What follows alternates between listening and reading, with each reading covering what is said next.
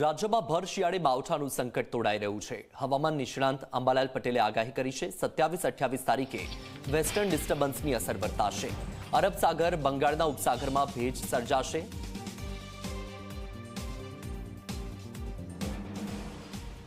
तारीख 25, 26, 27 डिसेम्बर आसपास एक मजबूत पश्चिम विक्षोभ भूमध्य सागर मेडिटेरियन सीमा से આવી રહ્યો છે। આના લીધે દેશના ઉત્તરી પર્વતીય પ્રદેશો, રાજસ્થાનના ભાગો, મધ્યપ્રદેશના ભાગોમાં ભારે કમોસમી વરસાદ થવાની શક્યતા રહે છે। કોઈ ભાગમાં 1 ઇંચ કે તેથી 2 ઇંચ વરસાદ થવાની શક્યતા રહે છે। ઉત્તર ગુજરાતના ભાગો, પંચમહાલના ભાગો, સાબરકાંઠાના ભાગો અને ગાંધીનગર સુધીના ભાગો, ક્યારેક અમદાવાદના ભાગો પણ અસર થઈ શકે છે। કમોસમી વરસાદ થશે પવનની સાથે।